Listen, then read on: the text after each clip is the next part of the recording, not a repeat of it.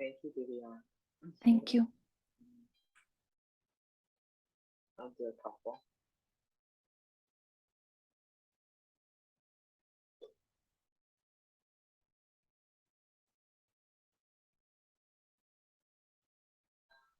What I see is a form of vengeance. The world I see is hardly the representation of loving thoughts. It is a picture of attack on everything by everything. It is anything but a reflection of the love of God and the love of His Son. It is my own attack thoughts that give rise to this picture. My loving thoughts will save me from this perception of the world and give me the peace God intended me to have.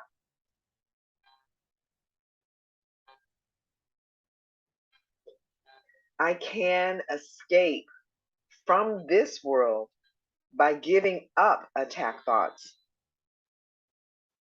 Herein lies salvation and nowhere else.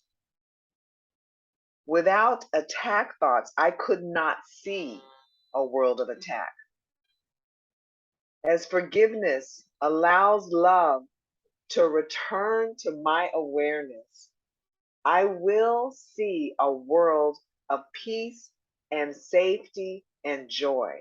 And it is this I choose to see in place of what I look on now.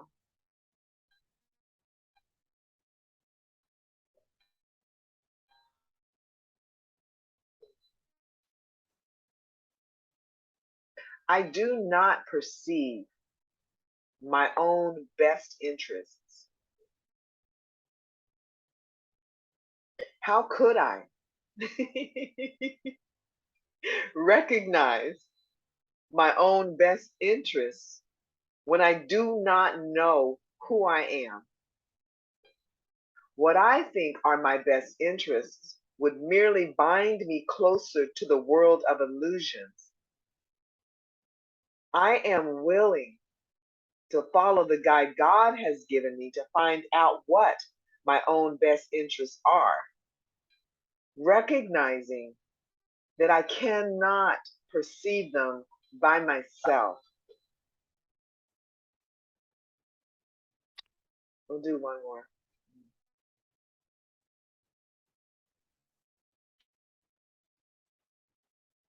I do not know what anything is for. To me, the purpose of everything is to prove that my illusions about myself are real. It is for this purpose that I attempt to use everyone and everything. It is for this that I believe the world is for. Battery 100%. Connected to VSK Therefore, I do not recognize its real purpose. The purpose I have given the world has led to a frightening picture of it. I'm going to mute you.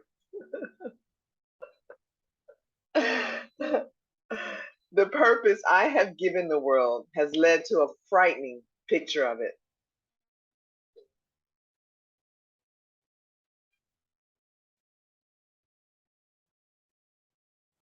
Let me open my mind to the world's real purpose by withdrawing the one I have given it and learning the truth about it.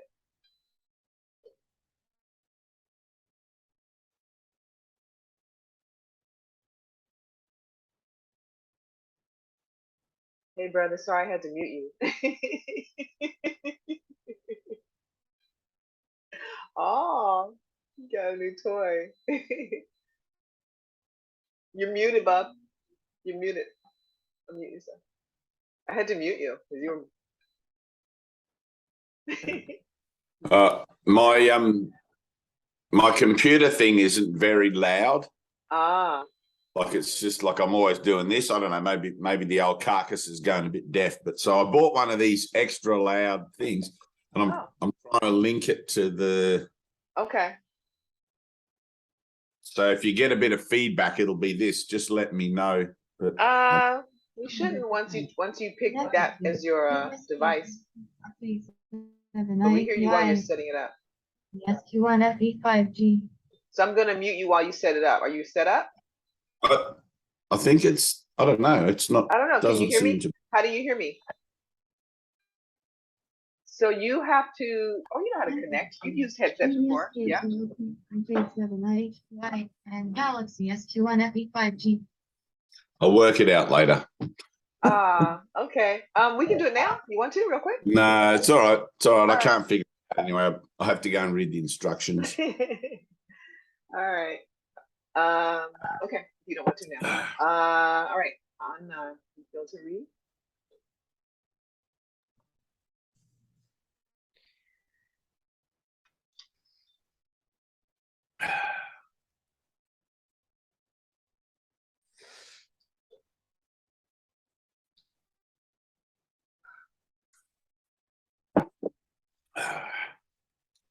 My attack thoughts are attacking my invulnerability.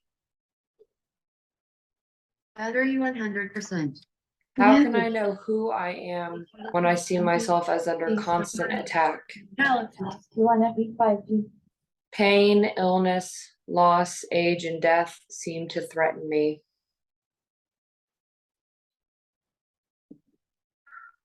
All my hopes and wishes and plans appear to be at the mercy of a world I cannot control.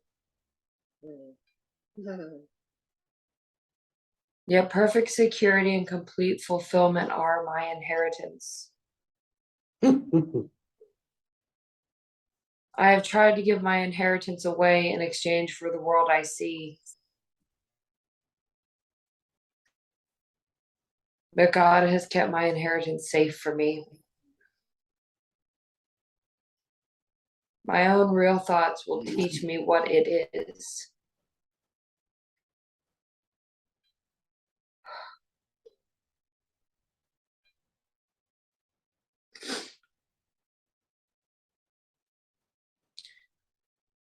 Above all else, I want to see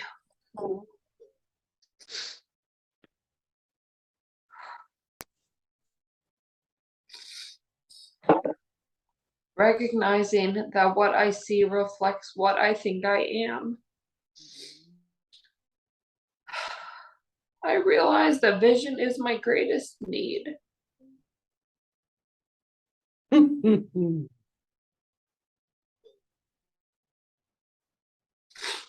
world I see attests to the fearful nature of the self-image I have made. If I would remember who I am, it is essential that I let this image of myself go.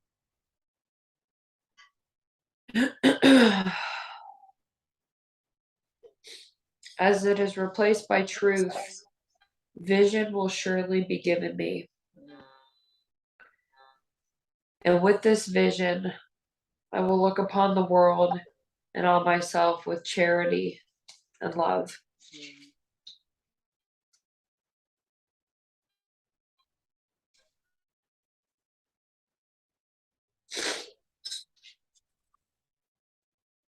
Above all else, I want to see differently.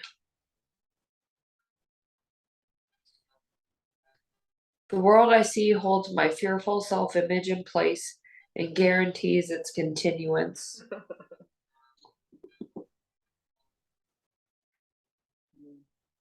While I see the world as I see it now, truth cannot enter my awareness. I would let the door behind this world be open for me, that I may look past it to the world that reflects the love of God.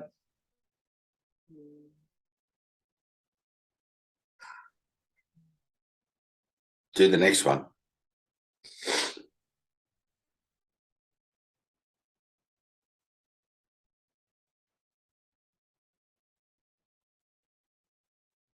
God is in everything I see. Behind every image I have made, the truth remains unchanged. Behind every veil I have drawn across the face of love, its light remains undimmed. Beyond all my insane wishes is my will, united with the will of my Father. God is still everywhere and in everything forever.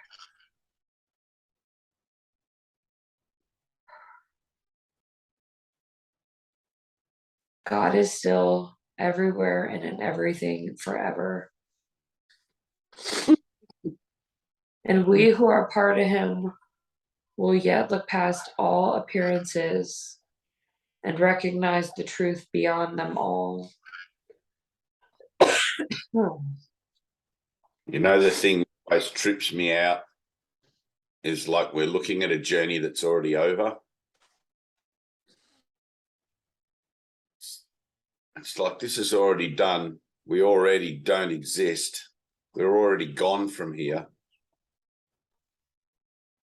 And all of this is just a memory of something that's already gone past. And yet, within the appearance of the memory, we're given this incredible teaching to even shorten the time that memory takes. It's like literally we are a miracle. It's like, how do you go back into time? This is like in my head, you know, like how do I go back into time and then collapse it, shorten it? It's like that old conundrum that philosophers and quantum physicists have. It's like, if I went back in time and killed my grandfather, would I exist to be able to go back in time now and kill him in the first place? Like, because I wouldn't, you know, like a paradox. You can't escape the paradox. And the thing that I really love about it is when you remember that it's the paradox in the middle of all of the stuff that seems to be going on, when you remember that you're looking at something that's already over, that's already finished. It's like you're watching a rerun of an old TV show that you know the ending perfectly well, and they all laugh at the end, like Scooby-Doo ending, you know? It was just a guy in a mask. It's so funny. It's like we're time travelers. We're time traveling backwards. We're going backwards through time. It's like here we are in the year, whatever it is, 20 something. And as if there is still time to go, as if there is more years to follow. And that's the way that it appears, but yet turn it on its end and it's just the here and the now. You know, all of time, this whole timeline of billions of years, turn it on its end like a tunnel. What do you see in that time tunnel? Everything all at once. It's like a tube. If I look at the entirety, like a linear landscape of my experience, even in one incarnation, one lifetime, let's say 80 years. And it's like it seems to be one day after the next, one situation after another, after another, after another. But if I turn that time tube on its end and have a look at it down there, it's one situation seemingly stretched out, beginning and ending, beginning and ending, beginning and ending, beginning and ending. But it's one thing happening. And all of it is simply a false belief clogging up the tube. You know what I mean? All of it is not real. All of it has no reality whatsoever. And it's like when I remember that and I seem to be at the same time confronted by what seems to be going on in the dream, it's like all of a sudden it's like unseen hands. They pull you back from the stage, you know, and you become the observer. You become the passerby and the witness rather than the participant in the thing. It's like Jesus says, be a passerby. So not always easy to do, because the ego loves to assume that somebody else needs to hear something, or somebody else should change to make me happy, or you know, all these sorts of things. And that takes place across the board, not just in spiritual circles, but across the board in just daily life, whether you're aware of what spirituality is or not. It's just like, that's how it works. But it's like learning to step back from that. It's like I had someone this morning message me and comment about what I've been going through the last week or so, and as my own experiment, you know, as my own thing, which kind of went all over the place, and as these things often do.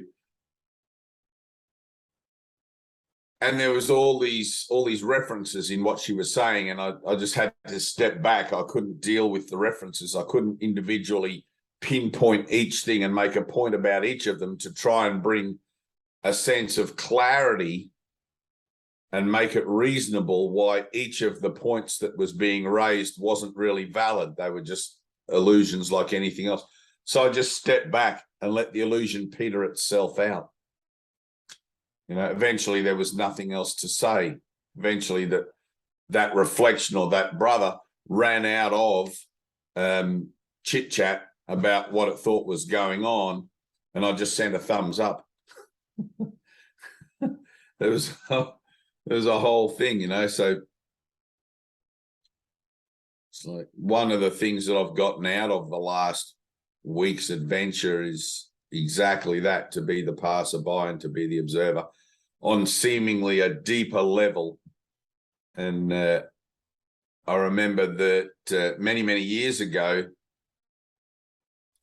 I think it was Gina. Gina's a very beautiful association in my dreaming, and I'm pretty sure it was Gina said to me something like, "Don't worry about trying to fix the images in the dream. If they need help, they'll come and ask," or something like that. But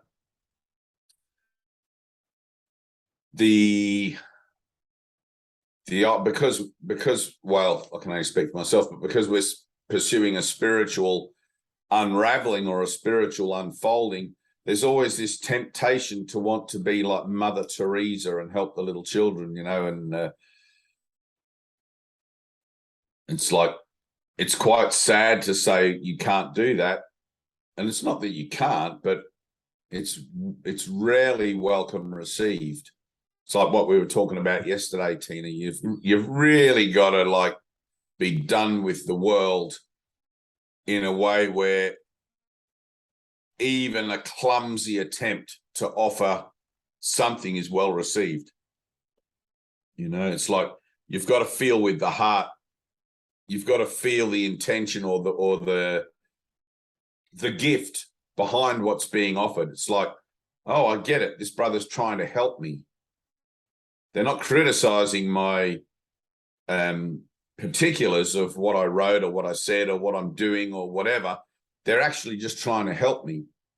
And it's like, when you can realize that, when you can realize that everything is the voice for God, you learn to step back and be the observer, and you learn to just ask again, all right, show me another way to see this then. You know, show me another way to hear what this brother's trying to say, you know. But of course, not everybody's like that. You know, when you, it's like in the old days, you know, in ancient Greece, the philosophers would stand up on their little stone and in the crowd, you know, and they had this area, I forget what it was called, might have been the Agora. And when Socrates, you know, we're going right back, Socrates, Plato, and all of these sort of guys, and they would stand up on their little plinth or on their box or whatever it was they had, their marble thing, in this area. And the Greeks were a very, very advanced culture. They valued intelligent thinking, right? The Greeks valued intelligent thinking, and they would often accord great tribute to their prophets and to their teachers and to their wise people and all of that. And they would have these massive debates, right, in the Agora or in the amphitheater or whatever it was. But unless you were one of the really big guys that was like Socrates or whatever, and even he was poisoned in the end, but unless you were one of those guys, the lesser wise men would have to stand up in the public areas, and they would have stuff thrown at them, rocks or tomatoes or whatever, even though they were just trying to be helpful, but they weren't accorded the same kind of accolades as like Socrates or whatever. And eventually Socrates pissed off so many people with his truth speaking that they formed an association against him and poisoned him off. But, a bit of hemlock. It's an honourable way to go.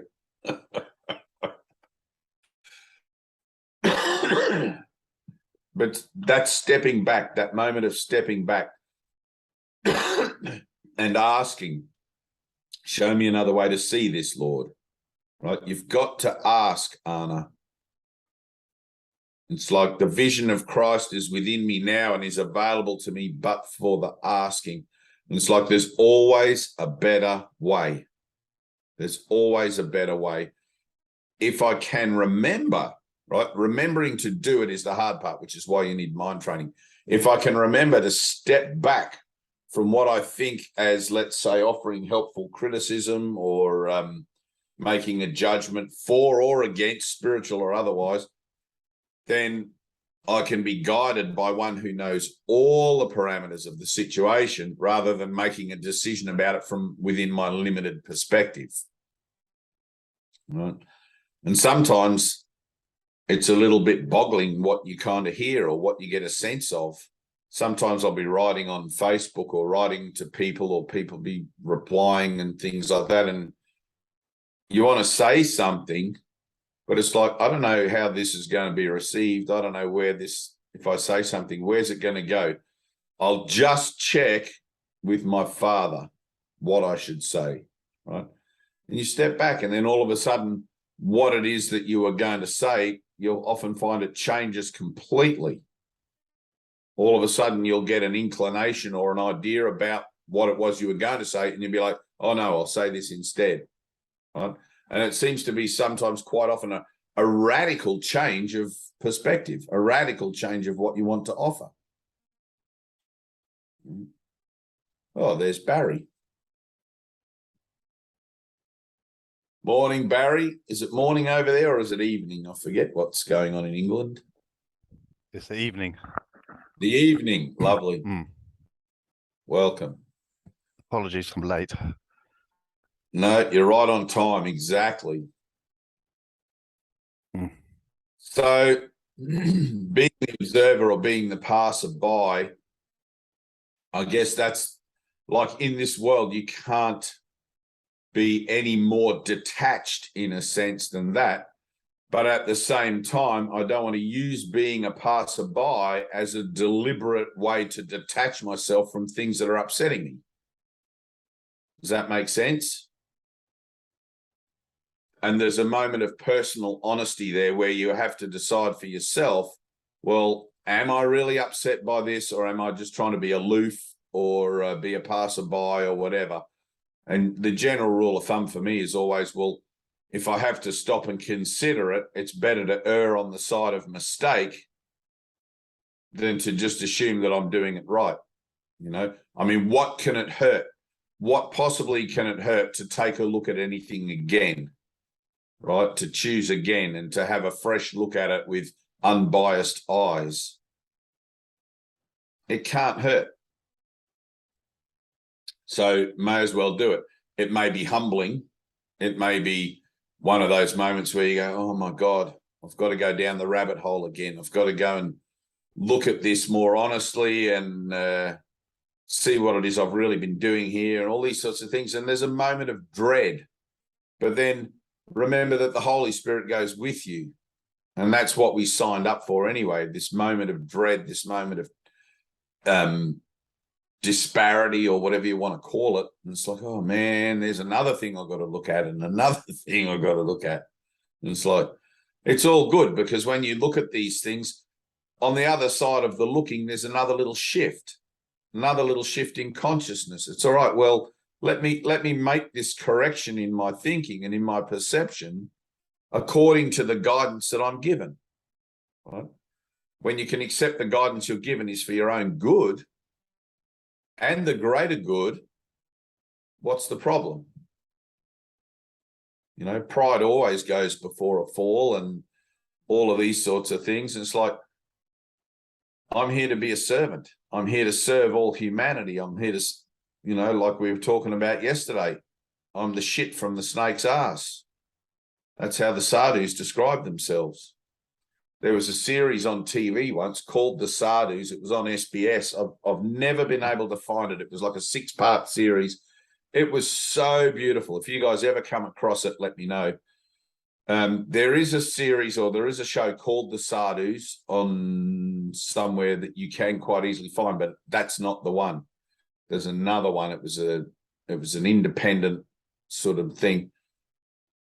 And they were talking with this guy, and you know, the sadhus have the hair all dreadlock, and they put the bindi and the different markings for what deity they follow and everything. And he's got his staff of Shiva and all of that. And the guy was just so humble. He wasn't even trying to be humble. Every word that came from his mouth it came from the place of being in servitude. It came from the place of, how can I be helpful? You know? And that's the place you come from. I'm here to be helpful. And you come from that place knowing full well nobody's asking for help unless they are. But nobody's asking for help in a general sense, but those that will be sent to you are. Right, so Jesus says, I will send those to you who can hear this, who are ready to hear it, and all that sort of thing. So casting your pearls before swine is pointless, as I recently learned.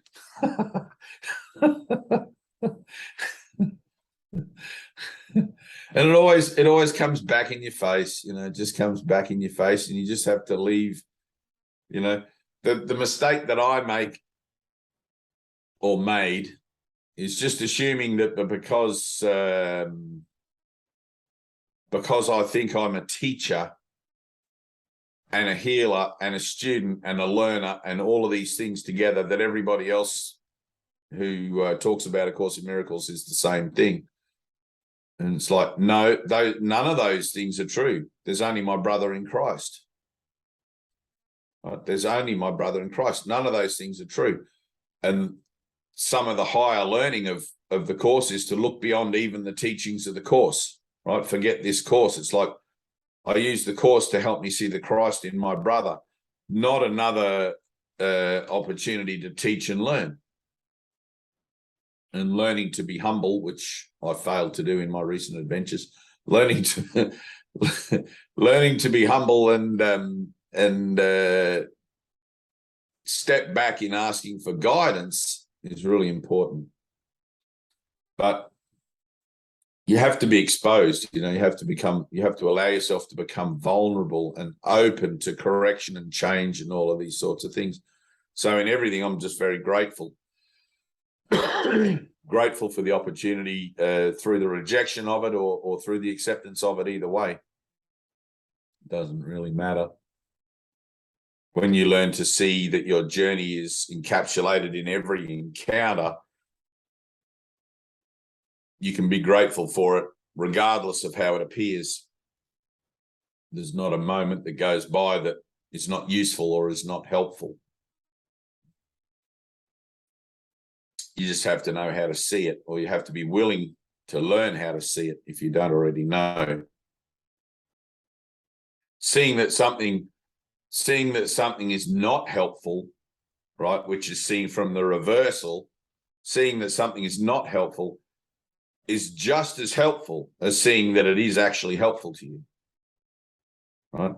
So you've got this journey which is pointing in one direction, and then seeing that things are pointing in the other direction is just as helpful, because it helps you to remember that, hang on a minute, no, I'm not going in that direction. I need to remember to go in that direction, right? You remember better through forgetting, which is what the reversal of it is. In the moment that I find that I've forgotten that my purpose is to join with my brother in mind, then I'm automatically remembering my purpose. It's like when you do your lessons. In the moment that I remember that I've forgotten to do my lesson today, I'm actually remembering that I need to do my lesson today. So even the forgetting is helpful, right? Even in the reversal of what my purpose is or seems to show up as is helpful to me, because everything, when I truly align with my purpose, is reminding me about it from one side of the coin or the other. Does that make sense? Yeah. The forgetting is just as helpful as the remembering. But if you're forgetting without recognizing your purpose, then you're just going to forget. You'll be walking around in circles again going, what the hell's going on here? Why am I help me, Lord? Be down on your knees, help me, Lord.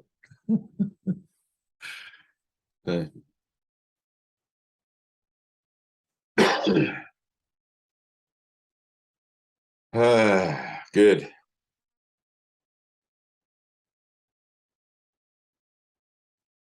It's funny, I remember Ted gave a talk once about, it wasn't the Dalai Lama. Ted was a pretty out and about guy. Like, he met the Dalai Lama and he met Ken and Bill and all, all those guys. He was like really out there to all that sort of stuff. And I remember he gave a talk once about him and somebody else. It was another teacher anyway, another awakened mind and whatever. But they were together in this room for a conference or something. This is like years and years ago. I forget the thing. And he's like, we didn't have anything to say to each other. That was what he like. What do two enlightened minds talk about? They don't. There's nothing to say. You just sort of like, you're in the knowing, you're in this knowledge. And there's just that openness between you in the recognition that there is no world, or that there's nothing that needs to be said, where the mind can join, and you just reach out and you join in the joy of that, and you join in the willingness to be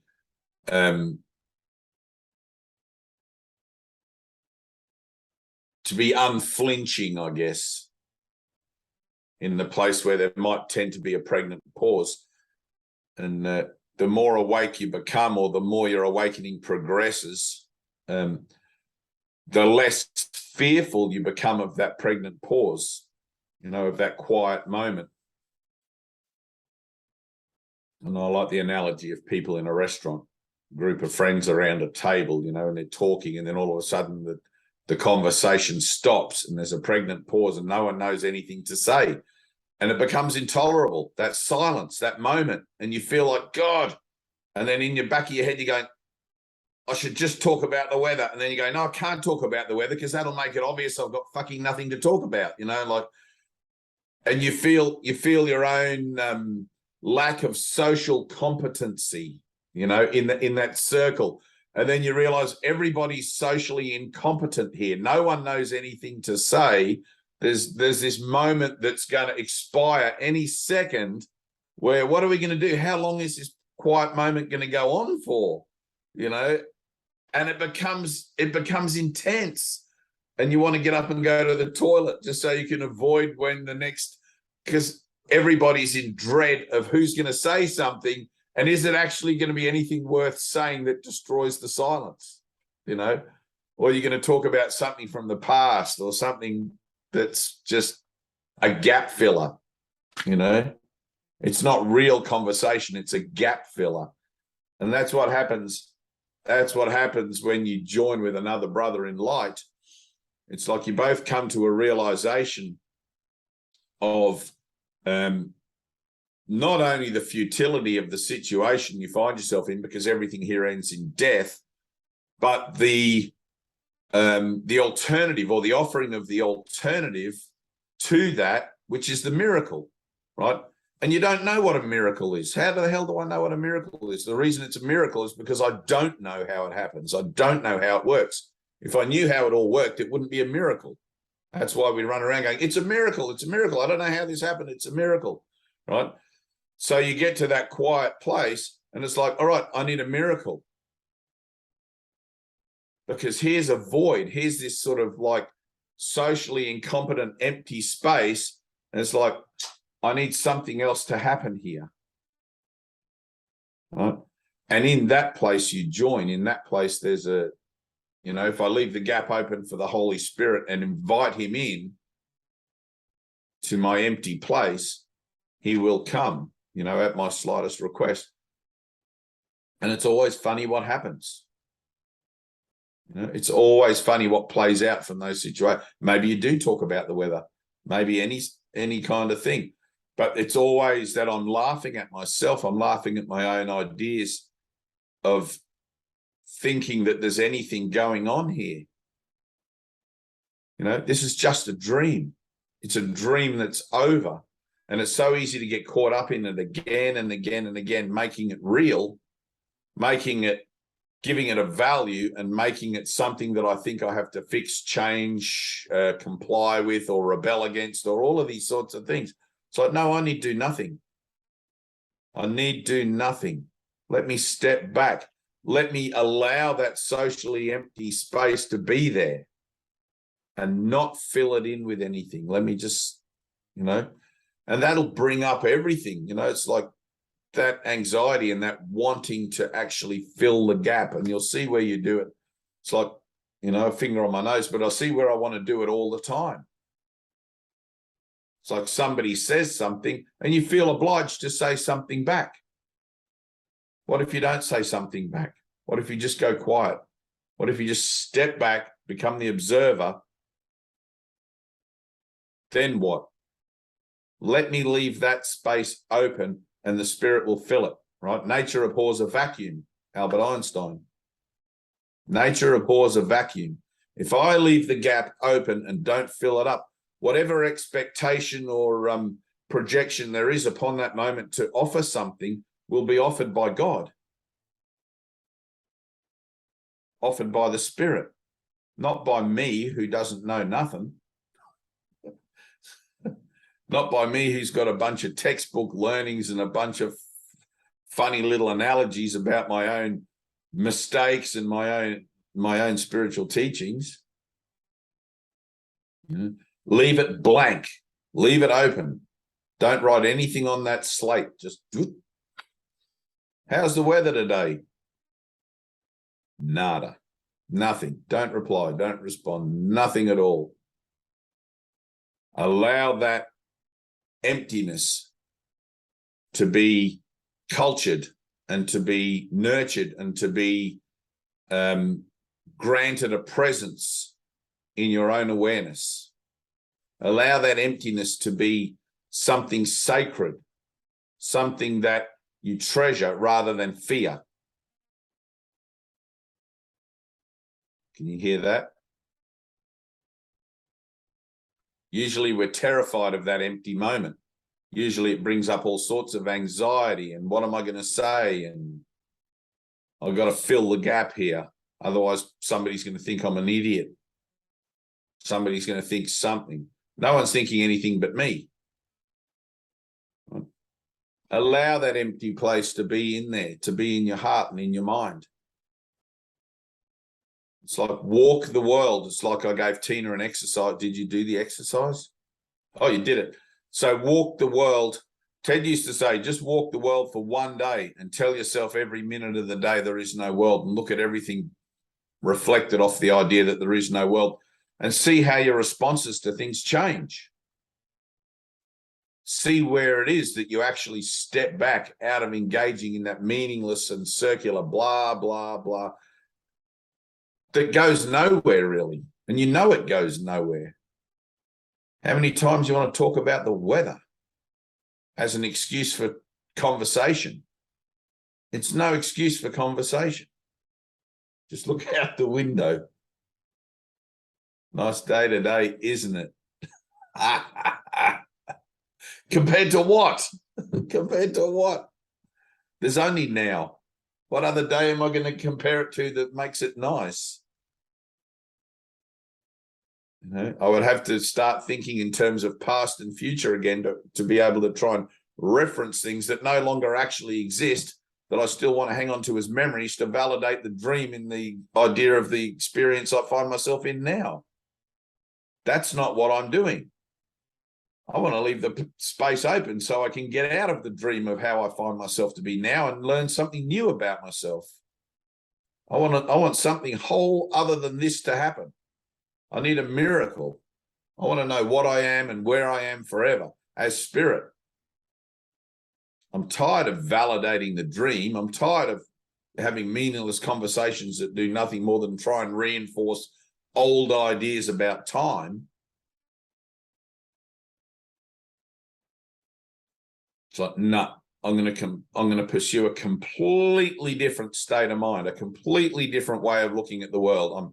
I'm walking down this path where everything's either helping me or not helping me, and seeing that it's not helping me is also helpful.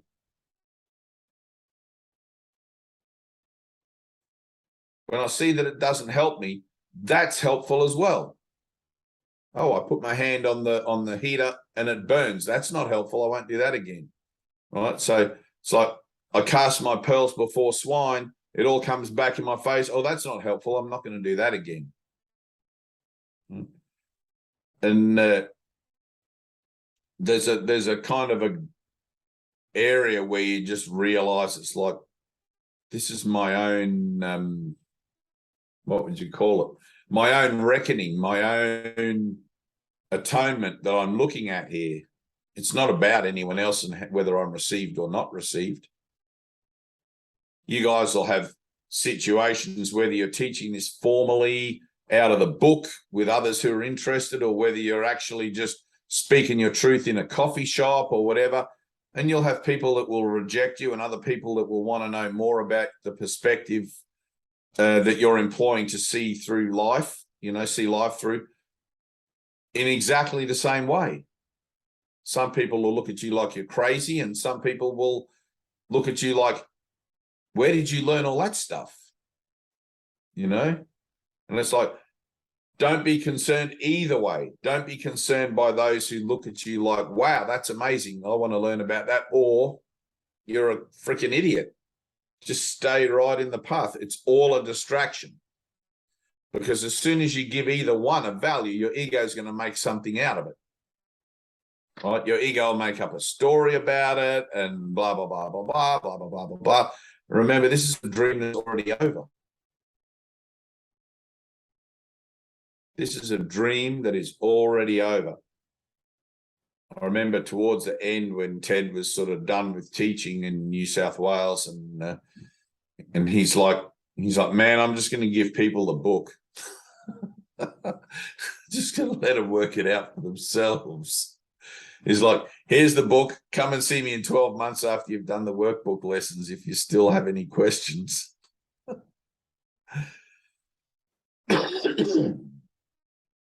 It's a funny thing. What's happening, Barry?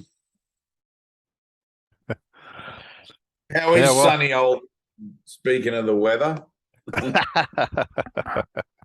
It reminded me that there's a saying down here that a wise old farmer was once asked, what he thought of the weather at the moment for his farm, and he said, well, it's good for that field over there, it's bad for that field over there, it's not too bad for that crop over there. There wasn't anything such thing as good weather or bad weather, or no. it depend. All relative. Yeah.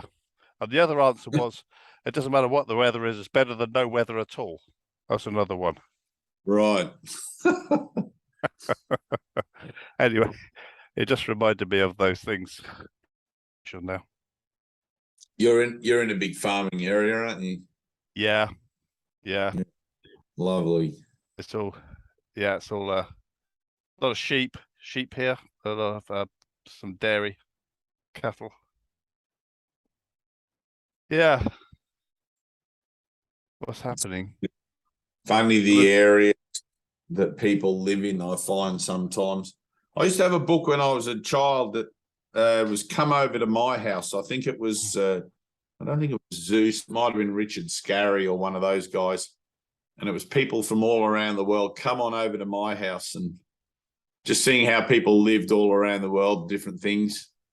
Mm. And I remember just as a child getting a sense of great adventure from that book. You know, like an incredible adventure that you could have going around to people's places, and the way that the book was written for children, everybody was always so happy and friendly to receive you in their country and show you their way of living, house, and all these sorts of things. Yeah. You know, it's very, very inspiring to want to undertake a journey. Generally speaking, I've always found that people they do want to be hospitable and show you how they live. Yeah, goodness is the general nature of humanity. So trying to get past the corruption of your own doubt about it is is the journey that I am on, or we're on. I am on. It's like that potential. It's like Jesus says in the Course, there's nobody who walks the world, but in armor, and doesn't perceive good in someone, but yet doubts what lays beyond the smile and all of that sort of thing. What's hiding behind that. It's like, man, that doubt sometimes is so freaking tenacious. You don't see it until you see it, and it's just like, I never perceived my own best interests. If I could actually go into any given situation completely open-hearted and open-minded, it's like I feel sure that the whole world would just disappear. It's like there's always this chain dragging along behind, the chain of doubt, self-doubt, the chain of feeling like you don't fit in or you don't belong or shouldn't be there. And it's like, I understand that now. Like it makes sense. It's like, well, the world's not my home. I'm not here. I don't fit in. Stop trying to fit in. When you stop trying to fit in, of course, people don't understand that. It's like, why don't you want to fit in with our beliefs and our ways and our cultures and our customs? And it's like, well, it's not that I don't want to. It's just like it's not it doesn't resonate with my sense of self, because my sense of self is eternal, and all these traditions and rituals and things are all temporary. They all have beginnings and endings, and they're designed to support something that is not conditional. So, but I think I get beyond that. I used to feel very, very uncomfortable in social situations. There was a time in my life I couldn't ever host a Zoom meeting. It's like, nah. Funny, I remember my parents used to take me out, and I'd get up, my brother and I would be taken to a restaurant or something, and my dad used to drink a lot. He'd always get drunk and start raving at the table, like just babbling on, and Mum would have to drive home. And I remember at one time I hadn't seen my parents for a while. I was about 19 or 18. I'd just left home. Anyway, I think it was Dad's birthday or something. I'd come back home for Dad's birthday, and we went to this big restaurant, some chalet thing on the side of a mountain. And there was about 20 people at this big long table we had. And Dad started drinking. I was watching him, like, just drink. He'd guzzle them down until he reached a certain level where his social anxiety was under control, And I suffered from that same social anxiety. And I got up and I walked out of the restaurant. I couldn't do it. I just left the table, left the meal, left everything. I just sat outside till the whole thing was finished, and then said goodbye to Mum and Dad and went home. Just couldn't do it. Couldn't face it. Couldn't sit there and watch the show, because I'd given it all a meaning that it had. I'd given the whole thing the meaning it had for me, and it was terrifying. I knew what was going to happen. Dad would get drunk. Mum would have to drive home. There'd be an argument when they got home. Us kids would be sent to bed, and I'd lay in bed listening to Mum and Dad yelling at each other. It was terrifying. And to see it unfolding, when you're a child, or even when I was an adolescent, to see it unfolding, there was this social anxiety in me, or this moment where I couldn't face what that was. You know, I couldn't look at it and just accept it and let it be figures in a dream and things like that. It was like, how do I even have that perspective on it? Whereas now it's quite strange, you know, like I visit my parents, they're both still alive, but I visit my parents once or twice a year, and they are just like figures in a dream. And I don't know how it got to that point where I no longer have this attachment like a family or a maternal kind of an attachment to them. Like, but that whole thing is gone. Dad still drinks, mum tells him off, and you know, but now they're so old, dad just goes to bed. But the whole situation, I find myself sitting there and at their house sometimes, just looking at them like they're just images on a television set or figures in a dream, and they say things and I say things back. You know, now how did it get from where it was when I was a teenage boy to where it is today? I don't know, a miracle. But I know that I asked for help with it a lot of times along the way. And it's the same with any situation, Anna, same thing. Family, friends, whatever. It's like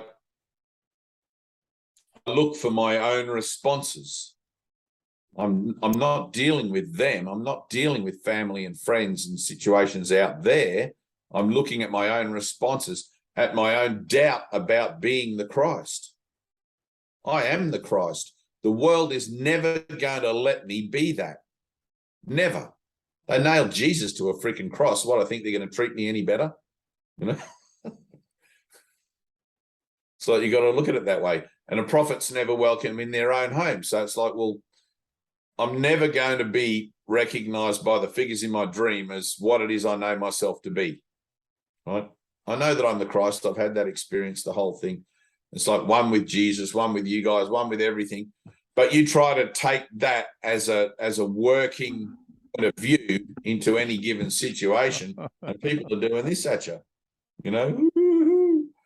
And maybe in 10,000 years they'll be like, "What do you mean you're the Christ? We're all the Christ." Maybe it'll be in the reversal then, and they'll be like, "What are you talking about? Are you crazy? What else would you be?"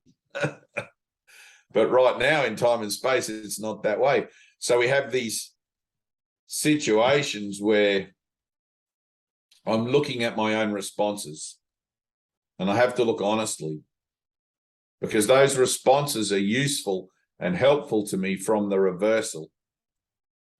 If somebody's not in the acceptance and the joining and the willingness to be the Christ with me, I have to look at the reversal. It's like, all right, thank you. It's like Jesus says, dust off your sandals and move on. You know, if you walk into a new town and they won't receive you as my disciples, dust off your sandals and move on. It's a tough path to walk sometimes, but you have to. It's the same thing as step back and be the observer. Look at your own responses and at least do the healing there. Am I offended that people are thinking I'm crazy? Am I afraid to stand up and declare myself? Am I afraid to stand up and represent the light, to represent Jesus, to represent these teachings, to represent everything that embodies the truth about me, even through the process of my salvation? And I look at my own responses to things. And it's just like, well, there are triggers and there are areas where Jesus says, you know, you're here on the planet as part of the effort to improve the record in the journey of the soul, right? So there are areas for improvement. There are obvious areas for improvement. And when you allow yourself to enter into places that are outside of your comfort zones, when you allow yourself to be pushed and prodded and tousled by the winds of fate, it shows you where those areas for improvement are. Does that make sense? And I think it's just funny, Barry, like I live out in the country too. And I know so many spiritual people that run away from the rat race or try to avoid the rat race. And you know, I don't know if this is your situation, but it was definitely my situation. I couldn't stand society. I couldn't stand how ridiculous it was. It's unwritten rules and it's etiquettes and all of these sorts of things. I thought it was all just so superficial. And it's like, whereas inside me, I had an overwhelming connection with my primitive self, with my primal man. I felt drawn to explore that subsistence side of my character, you know, that part where I just wanted to be in nature and carry a club, you know, kind of like that. That was really strong in me to get away from society, but it wasn't society that I was trying to escape. It was all the meaning that I'd given it. And you often find like-minded people in little communities out in the middle of nowhere, away from the rat race, which is, you know, we share this sort of common sense, I suppose. You know, it's like, no, I'm done with that. All those crazy people in the big cities, they can have that. And I'm going to go and find some hippies or find some like-minded country folk that just want to live a simple life. And, you know, they call a spade, and you don't have to guess what they mean by anything. And there's no, you know, you watch Seinfeld, you know, when you watch Seinfeld and, or one of those sort of clever sitcoms or something, and they'll go to like an art gallery, and there'll be the person examining the painting, and they'll be saying, I can see the artist's intention with the, you know, blah, blah, blah, blah, blah. And what's his name? The short guy with the glasses. George would be like, I love the cow, you know, and then everyone will look down and knows at George like they've never even seen the cow, but George just calls it how he sees it, you know, like it's just, he's so beautiful and open and honest. I just love the cow, you know, I like how they painted the cow. It's like, I couldn't stand all that pretentious bullshit. It's like pull the stick out of your ass, just call it a cow for God's sake, you know. It's like, but I ran away. I had to get away from it because it was everywhere. And the only reason it was everywhere because my mind was in a state of pretentious bullshit at the time. I was trying everything I could to be separate from everything. And so I'd given it a name. I'd given it a value, right? But in the realization that I don't know the meaning of life or whatever, then why wouldn't I stand there and try to understand the different points of view rather than trying to enforce my own point of view on others? You know? Run away. Look, get me out of here. I've got to go and live a simple life. But of course, you run away from it because you take your mind with you everywhere you go. So it just manifests as something else in another way and comes back around again. And then you see it as presented in a different light. And it's just like, what? Not this again. I've run away from all this. And it's funny, there's a classic example really close to me here. Years ago, I left the family home when I was 18, 17, whatever it was, got in my car and drove, you know, and just went to explore the country. On the way back, it was like Australia's 99% desert, right? We're just this massive desert nation with this thin strip of green down the outside edge there. And so most of my travels were in the desert regions out there. And I sort of, after a few months of driving around out there, I'm like, there's nothing out here. Like, what the hell? There's nothing in the desert. And like, as if I was surprised to discover that.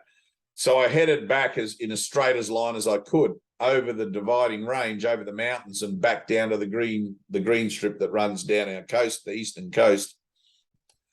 And I came to this beautiful little place called Early Beach that I didn't even know existed. If you haven't heard of it or whatever, Google it up on Google Maps and have a look. Early Beach. And back in those days, in the early 1980s, Early Beach still had cows grazing on the hills behind the main street. There was one strip of shops and things.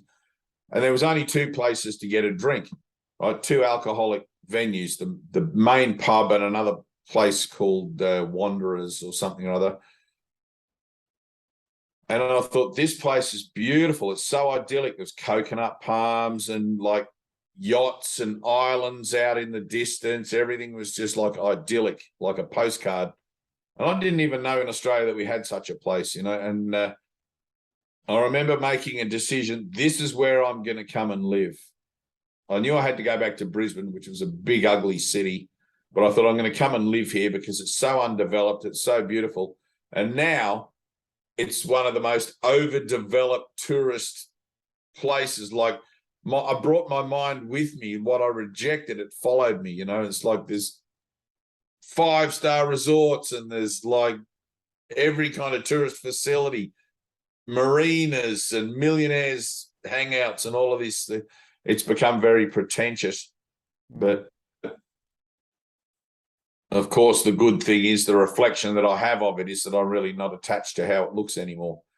So, which is another miracle, because at one point before the course, when I first started seeing all the high-rise go up and all the development starting, it really hit me in my heart. It's like, oh no, there was this whole story of, oh no, paradise lost, you know, pave paradise and put up a parking lot, Joni Mitchell. And now, like 20 years on, it's like, it doesn't mean anything. I don't know how it got to the point where at one time I would have wanted to sign a petition to stop something being developed, and now don't care. You know, well, it's not that I don't care. It's just like I don't have an input. I don't have a say. I don't have a point of view about it. But that transition, how did that happen? How does the mind go from being one way about something to another way about something? How is it that we change and have that change be much more than just a cursory facilitation in one particular instance? Because that change is across the board. That change in my way of seeing things is like I'm realizing it more and more and more as the years go by. It's across the board. It's everything. The idea of any attachment to the world is just falling away, falling away, falling away. And there's no loss in that occurrence. There's no sense of loss. Whereas at one time, if I had been told I had to give up something, you got to give up sex or you got to give up alcohol, there would have been I would have equated with a sense of loss or a sense of lament about that. And now there's nothing. You know, it's really like the purification is really, really kicking in. It's like there's really this whole being the observer thing, you know, like just stepping back and just seeing it as the dream, as something that is already over. But of course, I don't want to sit on my laurels and out here in my beautiful country estate. It's like sometimes you've got to get out of that comfort zone and go and see where you're really at with things, and see if there's anything else that you need to look at, your own responses to things. And it's always helpful, either from the reversal or from the direct acceptance of it. Okay? Rejected or accepted, it's helpful either way. So there's never any real cause for being upset. It's like when you can accept that being rejected is just as useful to you in your own transformation as being accepted is. Why would I be upset about it? You know, I'd only be upset if I thought I was trying to present myself as something other than, you know, universal love, other than unconditional love. How could I possibly be upset if there's no falsity in me? What am I trying to defend? The truth doesn't need any defense.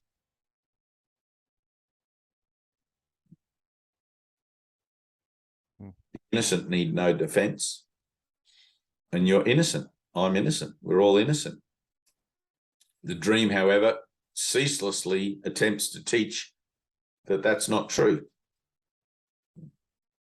And then one interaction at a time, one friend at a time, one relationship at a time, one situation at a time. We look at our responses, we look at our feelings, we look at how it is that we are in those given situations and see where it is that our defenses or our reactions betray the truth. It's like seeing that you got it wrong, or seeing that you fucked up a situation is just as helpful as seeing that you were able to join in truth in that moment and have the outcome of the situation be peaceful and happy. It's like I tell you, I don't care if you leave the Zoom meeting and you're pissed off and angry and grumpy, or I don't care if you leave it and you're joyous and peaceful and happy. As long as something changes. Because the nature of life on earth is constant change. And as we go through the flow, we too must constantly change. That's what it is in this world. And learning to accept the world exactly as it is will bring peace. Whilst you're still trying to fight something or change something or question something, there can't be peace. So no, let me be in the world, but not of it. Let me be the observer, the passerby. I'm just here traveling, passing through this very strange experience, this very strange land.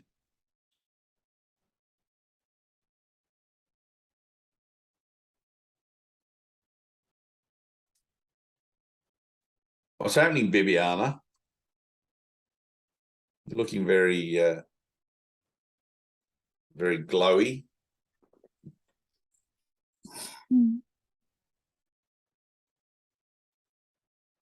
A weight been lifted from your shoulders. I'm responsible what is in my mindset, and the time that I'm giving it and listening to it, that's the way how I create illusion of reality of it. And I'm reminded of it.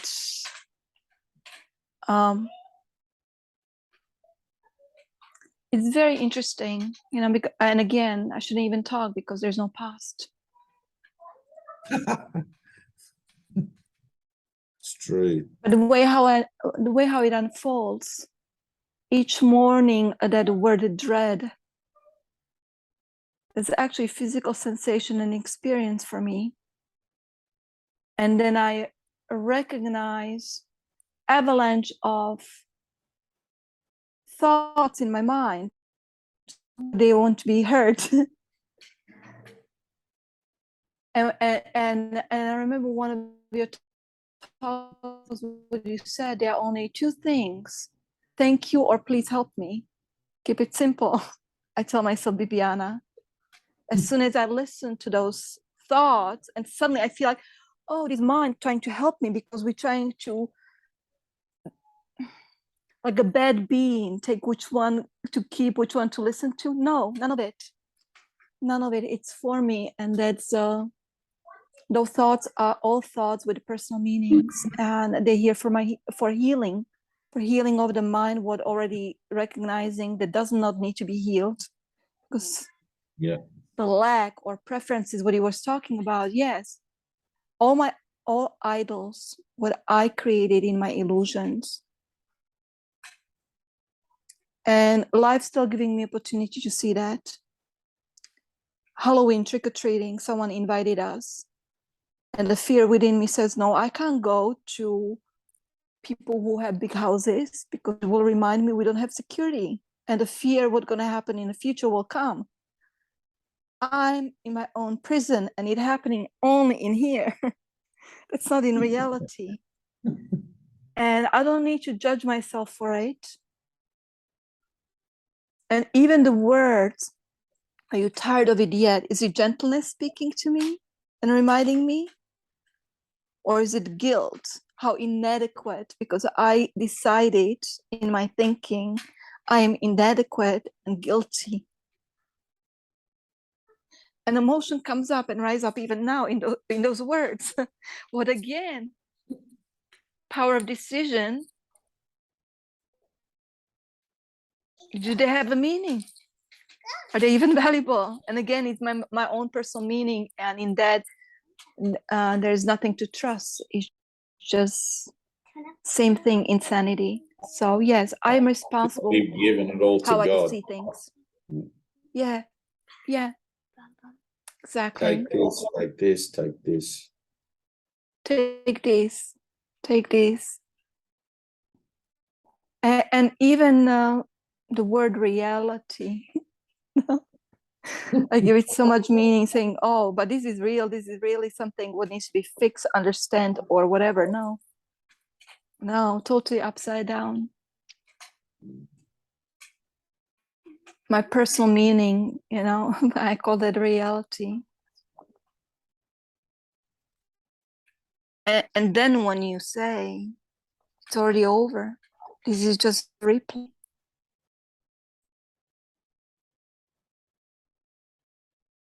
It's funny, isn't it? It's like we're laughing together. Yeah. For me, I'm not laughing yet.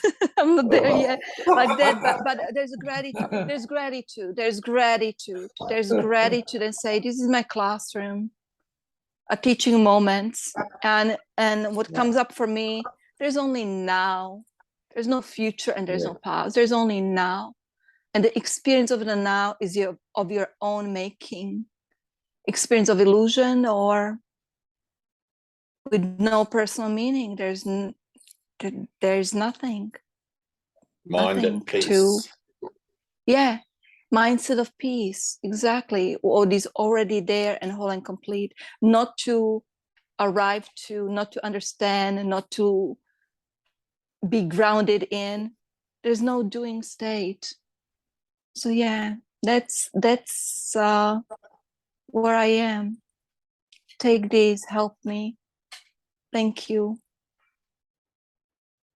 The doing state, like the listen, learn, and the do, the action of the doing, that comes as part of the manifestation of being willing to follow in a guidance. Yeah. It's beyond the concepts, it's beyond the ideas and the philosophy and all of these things that we tell ourselves about what we think is going on or not going on. There is actually a doing component to healing,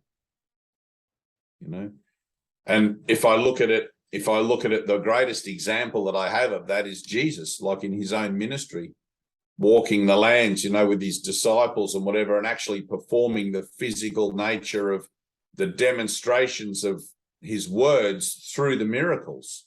I mean, we're not called to do that. And Jesus says, the performance of miracles as spectacles to induce belief is a misuse of their purpose. But in our own individual associations, there absolutely is a doing that is directly associated with the witnessing to the change of our own thinking by the nature of perceiving it around us. It's like that's how I can tell. It's the only way in this world that I can tell if anything has changed, because I cannot trust my own thinking. I cannot trust my own thinking, and I've learned that my own thinking can be wildly wrong. It can be wildly left of center or right of center. It's like I have to completely trust the Holy Spirit. And as I witness to the activity of the Holy Spirit in me through the nature of the changes I see around me, that is my doing. I go forth as the witness. I actually go up and I declare myself and I present myself. And this is why Jesus went back to Jerusalem. What was it, Nazareth? Was he born in Nazareth or Jerusalem? But anyway, went back to his hometown, Nazareth. Yeah, nothing good comes out of Nazareth. Where he went back to his hometown to present himself again as an act to those who knew him as the carpenter. Jesus, he's just a carpenter. He's not the Messiah. But that witnessing, that act and that doing, like listen, learn, and do, it's like you'll be guided in that. If the doing comes from myself, if the doing comes from my own ideas about myself, then it's likely to be wildly pointless or wrong or whatever, But it's like even with one of my most famous examples in my transformational, famous, I don't know, but one of my most prominent examples for me was that day I was walking along the beach and I heard the Holy Spirit say to me, go up into the sand dunes here. There was a call there within me for an actual doing, an actual changing my course and and actively, physically doing something that I was not going to do or had no intention of doing initially. But in hearing it within myself, made a decision, I'll do that. Right. So I listened, I learned what I was supposed to do, and then I did it. So that, in a sense, I need do nothing, right? Which is the truth of everything. I need do nothing. That's where Jesus tells me, of course, everything is done for me and through me. But I must be willing to become an instrument. I must be willing to allow God to use my feet, my hands, my voice, all of these things. So there is a doing, but it's not at my own discernment, if you like.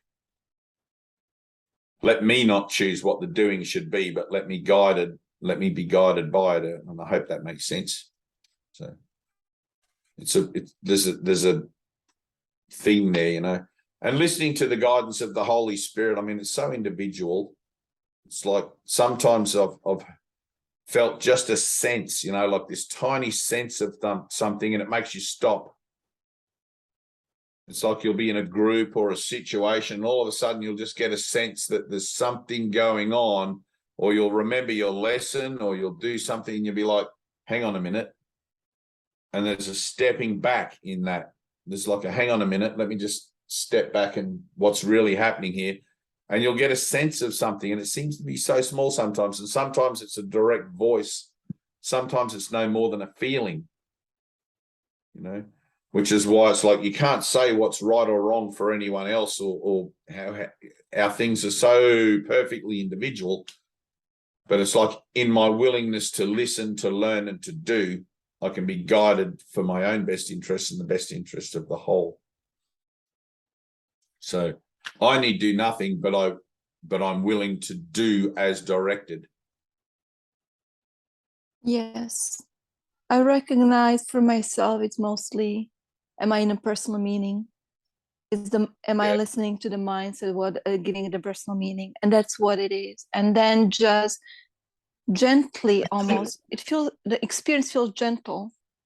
That, wow, I got it mixed up, because there is experiencer and experience. And suddenly I called myself, I am experience, defined by experience of itself, but it's just experience. And it's not personal meaning of Bibiana, you know, it's just experience, you know, whatever, life expressing itself, whatever. So that's where I am at. And it doesn't matter if it takes the form of, I like something and it's something preferable. The same thing, it's just being in a personal, recognizing it and knowing that, again, gently recognizing idols, what I made in the life story of Bibiana. Everything's falling. Everything really feels like upside down. That's not judgment. It's just really like, I don't know how else to describe it. It's exactly how it is. Nothing works. Nothing works anymore as it before. In the ignorance of it worked. Nothing works, you know. And that's a joyous realization. Nothing works. It is. It's joyous. It's like, oh, thank God nothing works. I mean, if you get something right here in the dream, you know, it would validate the dream and make it real. If you could make something work here, it'd be like your ego would be off on a tangent trying to make everything work. And it's impossible. You can't make anything here work. It's like, that's my release. That's my place of gratitude. Yes. I'll stop release, trying exactly. Idols, I recognize in it gentle, you know, when I was younger, I call it when I was younger and I was so invested, I'm the victim of the world. I called it my pink bubble fantasies, or what the world doesn't give me and I'm deprived of popping. But right now, those pink bubble fantasies are actually all the idols and the meanings that I gave something. I would be happy if blah, blah, blah. Yes, if I was living at a beach, away from civilization and this. And I live that and I repeat it in different forms. I recognize that. So yeah, it's a blessing, the experience of fear. What I realize, I am the author of that, in that mindset, and it's a replay, and it's for me to recognize that's how I build a prison. within myself of experience, and I'm the author of that, and that's why there's Yeah. no prison. Yeah. Yeah, so Right. thank you.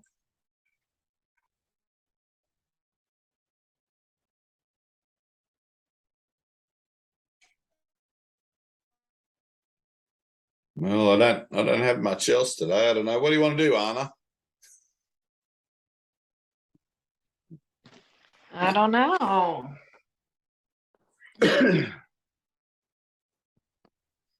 I'm kind of done. I'm feeling just like nothing left to say, really.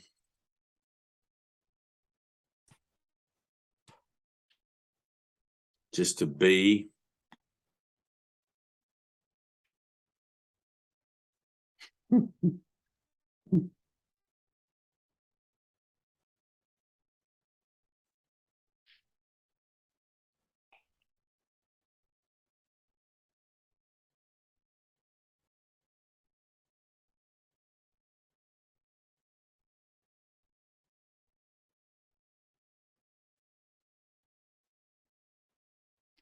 I think that's it. All good.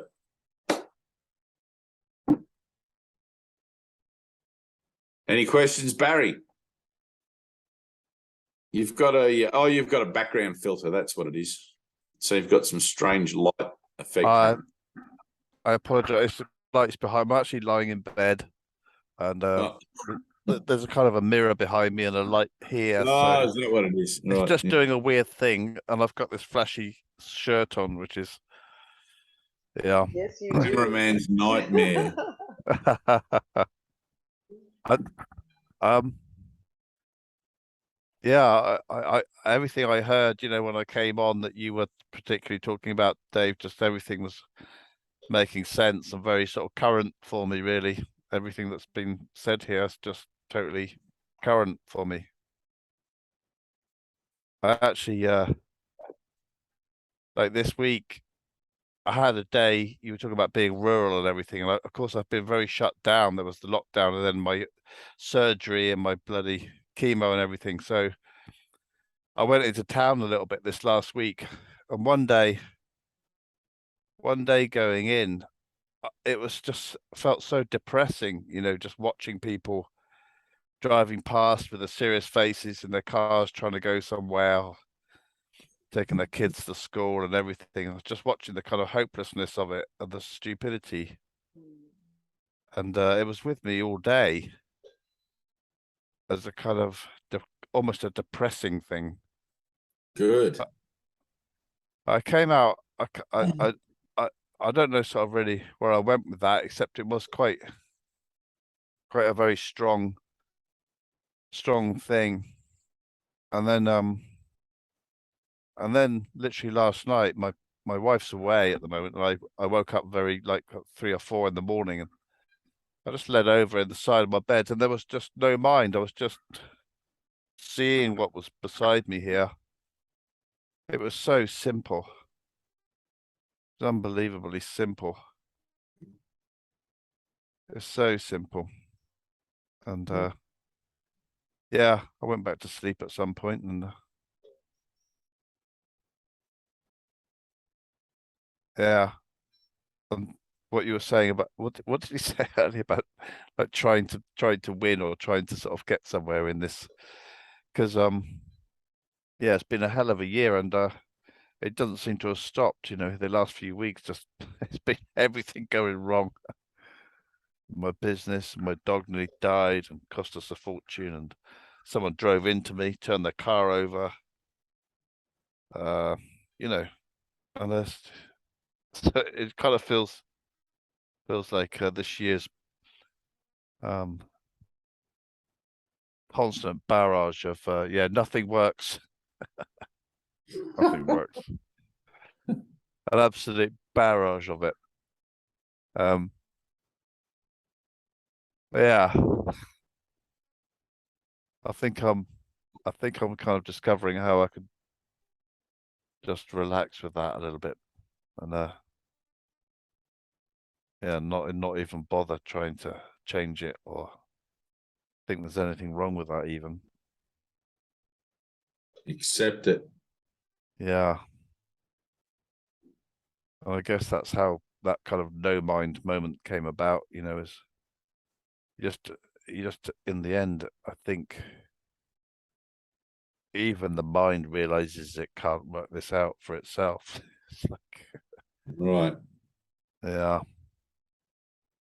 When you realize that you're projecting, you know, when you're trying to work things out, when you're trying to look at every situation from the potential that you see contained within it, how it could have happened, might happen in the future, all these sorts of things. It's like all that that's doing is validating that thought system. Mm. All I'm doing is validating the same thought system that I've already admitted has no real solutions, has no answers. When you see that you're caught in a dream of your own making, you know, it's like, well, there's my own individual dream within a greater collective dream. And it's like, well, I have full power over my own individual dream. You know, when I take full responsibility for that, there is no collective dream. Like the dream is just the dream. And it's it becomes all the one thing. There are not any more or less who are further ahead or further behind or learning or not learning, anything like that. But like, you don't want to two-step it. You don't want to just jump to the end and spiritually bypass every opportunity. You know, it's like this awakening is a gradual one, and through every interaction you have and everything that seems, you'll get to see where it is that you're truly at, with the idea of not only that the world is only a dream, that you've given all the meaning it has, but that you are actually the Christ, the divine being, along with everyone and everything else. So this transition from the old way of seeing to the new way of seeing is this gradual thing that is incremented by these moments where you have these realizations about all sorts of things that are relative to your own awakening process. So you have a car accident followed by a pet accident or whatever, and one thing after another, and all of these things begin to push and pull and prod at you emotionally, and you start to want to just step back and look at it and go, all right, why is this thing? What is the meaning that I've given all of this in my life that it should be showing up? You know? And it's not that you're giving these things individual accord and individual reality. It's that you're giving the dream reality overall, because there is one problem and one solution. That's it. It shows up as individual opportunities to learn, but it's still the one problem and the one solution. I must think I'm separate from God. The solution is I'm not. So something happens that seems to upset me. What do I expect is going to happen in a dream of death? Really, you know, once I accept this as a dream of death and that everything here dies, then all of a sudden there's this kind of like pointlessness to it. It's like, well, it's pointless me trying to change anything, or what am I going to do? Try and get the best deck chair on the Titanic? Let me just sink. Let me just go down with the ship and die, and just trust that I'll be reborn on the other side. You know, it's like in all things, it's like, well, I'm not the little boy with his finger in the dike, you know, in the Zuiderzee dike or whatever in Amsterdam, and that story, the boy. What am I going to do if it gets another hole? I can't go put my finger. I've only got 10 fingers. It's like, just like break, let it all flood. Let the whole thing, you got to face the inevitability of what the world is, what the dream is, and accept it. And all suffering comes from not accepting it. All suffering comes from resisting what it is that is being presented, what it is that the world is, thinking it should look differently, or perhaps my situation should be different. You know? I know perfectly well that the dream is already over and that Barry's already up there two-stepping it around the dinner table with Jesus, and they got mugs of red wine, you know, like there's a whole thing that I already know that is beyond the experience we find ourselves in now, where we seem to be able to have the ability to lament our situation or to enjoy it. But either one of those, I don't enjoy it and I don't not enjoy it. It just is. It just is what it is, and I accept it as it is, and then it doesn't give my peace of mind. But also, I have to be honest about that, and every time that I'm attracted or rejected by the world or whatever, I have to look at it honestly and say, well, does it affect my peace of mind? Am I still attached to the dream somewhere? Because denial is a mighty tool if used inappropriately. Right? You can kid yourself about something for a long, long time until you actually step out of your comfort zone and decide to be honest with your reflections, that you can make any kind of critical decision about whether you think you need a help or not.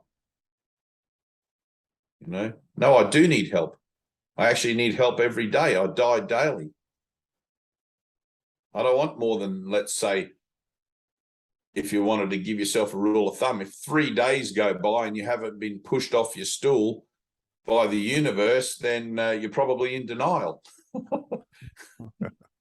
like, whilst I still find myself with a body and the capacity and the ability to learn, right? As soon as learning's completed, I don't need this body. I can leave, right? Jesus said, the body will appear in evidence to remain whilst it is useful, right?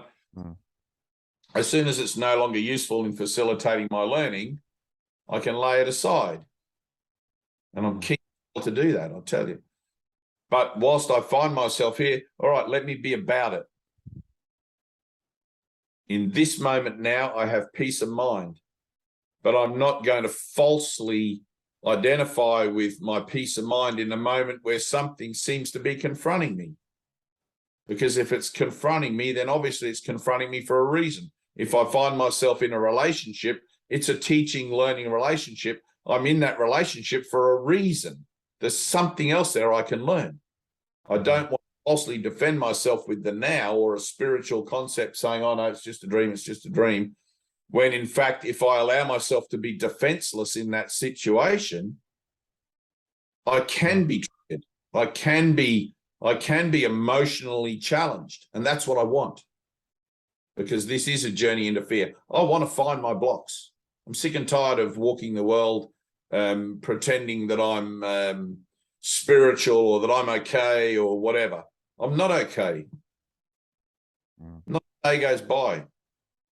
The disciple John, I die daily. Is it John? Paul, St. Paul of Tarsus. I die daily. Right? I die daily. Every day, let there be a miracle. Every day should be devoted to miracles, Jesus says. Wow. You know, it's like, all right, with that in store, I can either just keep the curtains closed and not get out of bed, or and you know, like have fear of it, or I can get up and go, all right, Lord, here I am. Show me today what there is that needs healing in me. Present to the opportunity that's going to give me a greater ability to come closer to you, to become more aware of God's love in my life. And that's only going to happen through the removal of my blocks to that awareness. And those blocks will be presented through all the relationship and all the learning opportunities that come along throughout the day. When you start to move in spiritual circles and circles of higher learning like this, you find that your normal human defenses tend to take on more of a spiritual shadow, that those defenses become spiritual defenses, and you realize that the ego is using what it is you're learning to try and keep you defended from the world by telling you that there is no world. It's like, well, there is no world is the fact of the matter. That's here. But I find myself still in the world. If I was outside of the world looking back at a TV show called The World, I'd be like, no, it's just a TV show. But I seem to find myself in it. So let me be honest about where I find myself.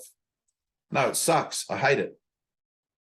It is pointless and meaningless, and it makes me feel awful. It makes me feel trapped. It makes me feel all these things. Be honest about that if that's where you find yourself. Don't use spiritual concept to get out of it. Ask for the miracle. Right? There's no point in saying, oh, it's just a dream. I'll just let it all go. I won't engage with it. It's like, well, you're really engaged with it, or you wouldn't be telling yourself that. See what I mean? It's like the work has to be done. It's like I die daily, and it's like, well, I'm grateful to die daily. I never enjoy it, but if my falsity is exposed, then good. That's a good thing. I know it's a good thing overall because goodness is in my heart, and I want to align with it more and more and more. And if there is any falsity in me, I want it expunged. I want it out. I want it dealt with and healed. Of course, I never liked the process of that because it's always humbling, and it's always I feel like an idiot, and my falsity is something that I've clung to for so long, trying to perfect its identity, that I often feel a sense of resistance in letting it go. To just let it go and be nothing. There is no Dave. There's no Barry, no Bibiana, no Tina, no Anna. There's only Christ. There's only beautiful beings of light that God loves more than you can possibly imagine. So, well, let me know that about myself. Let me know that about you. Let me know that about everyone the same. Love thy enemy.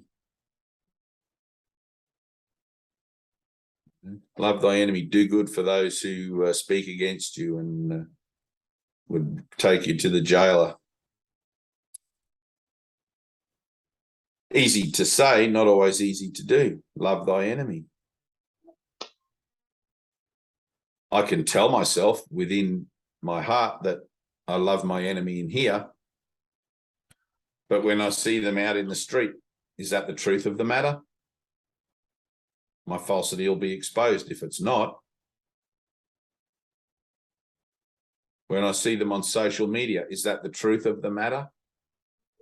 And I only answer to my own sense of honesty. It's only me that I'm kidding if I'm not honest with myself. Let me look at all my brothers. Do I see them all equally, or do I see some as less worthy of my love, or some as more worthy of my love? If love is unconditional, then I'm not seeing correctly, and I need help. Help me, Father. I can't help myself by changing my mind using concepts. The concepts only make it reasonable. Why I would want to learn to become dependent on God for all my, for all my supply, for my healing, for my living, for everything. Help me, Father.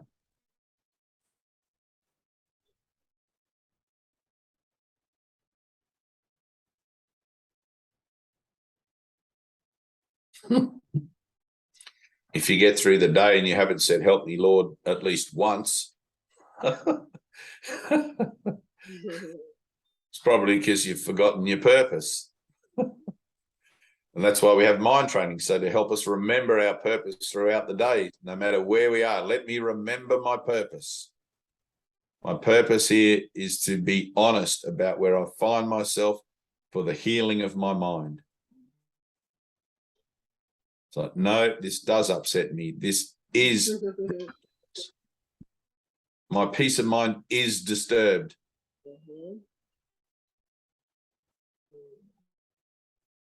In that I'm entitled to miracles. Don't get me wrong. If you have a week goes by and you just have nothing but perfect peace, that's awesome. I hope that week extends forever and ever and ever. But you would have to begin to question, like, why am I still here if my mind is perfectly peaceful? To extend, right? I know. No, but you, isn't it? It's for me to learn. Oh, But I'm in talking. general, I thought I was muted. Sorry. Yeah. no, that's cool. But in Isn't it to general, extend if I'm still here? you'll see that you come from a state of being completely in turmoil to seeing that turmoil slowly getting less and less and less, and the peace becoming more and more and more and more. Right? But that doesn't mean that you're not at some point going to encounter turmoil again. You know, it's sort of like it goes up and down and then up again a bit higher and then down and then up again a bit higher. I love that Donovan song. First there is a mountain, then there is no mountain, then there is again. And it's like we're in these dips and waves, you know, these peaks and troughs of salvation where we seem to have a peaceful moment and then the next thing, you know, down into the trough again and then up the other side. And little by little, every time we have one of these confrontational moments, our minds are brought again back to our purpose to learn to become completely dependent on God. And eventually the mind just catches on. It's like, oh, I see what you're trying to do here. And you'll have a moment where you just realize that your mind's making the adjustment automatically. That's when it gets really nice. It's like, oh, thank God I don't have to sit down and study and pray and examine everything and do. It's like my mind just went automatically to an action of forgiveness.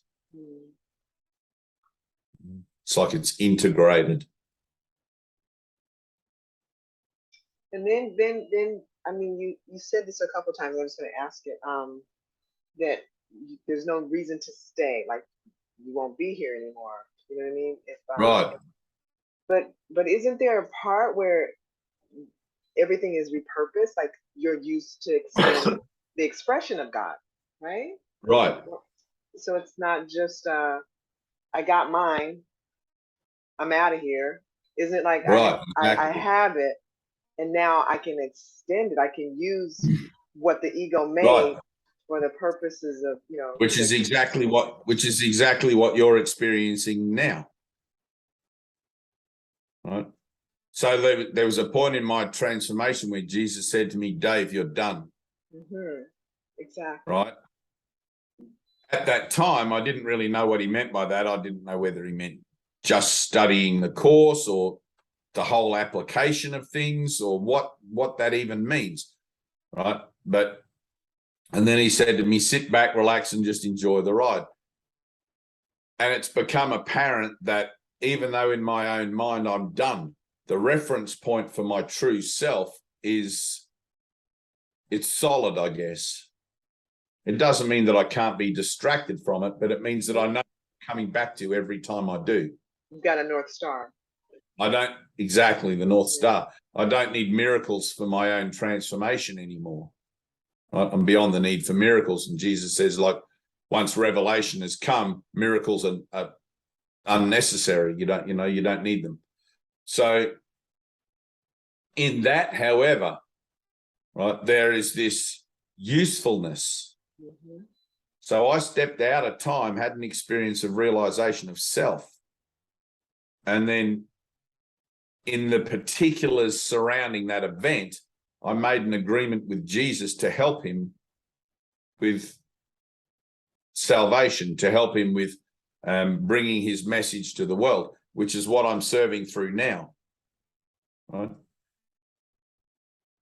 There are areas in it that I still don't understand. There are areas in it that really like, okay, if this is meant to be, it'll be whatever.